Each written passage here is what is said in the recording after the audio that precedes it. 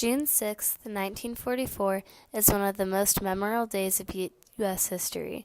On this day, a battle occurred, often referred to as D-Day. D-Day began the liberation of France, which was codenamed Operation Overlord.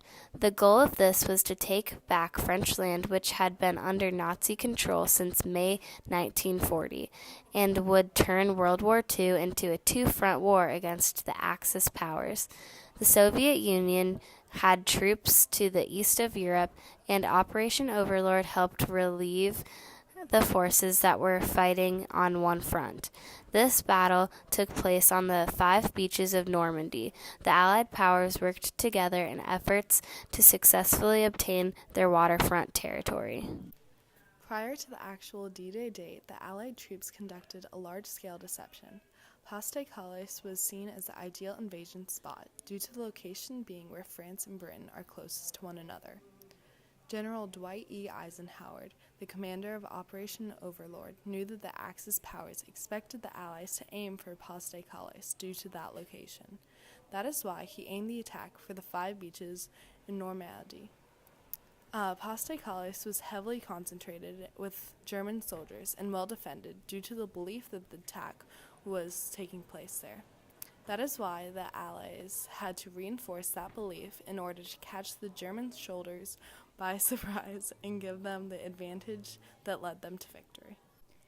D-Day was carried out in 2 main phases, by air and by sea. Shortly after midnight on June 6, 18,000 paratroopers were dropped into the invasion area to provide support for infantry divisions and to have a leg behind enemy lines. 7,000 naval vessels were in charge of escorting 132,000 ground troops to the beaches. U.S. troops stormed the beaches Omaha and Utah, while the British and Canadians stormed the Gold, Juno, and Sword beaches. The initial air and seaborne landings had mixed results. On Utah, resistance from the Germans was slight, and U.S. troops were off the beach by midday. But on Omaha, the Americans' lack of specialized armor meant the Germans were able to pin them down on the beach, resulting in a high casualty count. Although the Allies didn't exactly reach their goals on the first day, Operation Overlord was a great success. By the end of August, over 3 million Allied troops were stationed in France. On August 15th, South France was invaded during Operation Dragoon, and France was liberated by August 25th. A vital part of the Allied powers during World War II. This battle was the beginning of the end of the war due to it jump-starting the liberation of Europe. Operation Overlord did not completely succeed on the actual date of D-Day.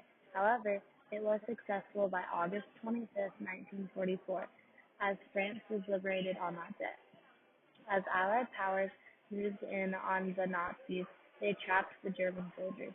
Even when the Nazis tried to counterattack, their efforts failed, and the Allied powers proved to be strong once again.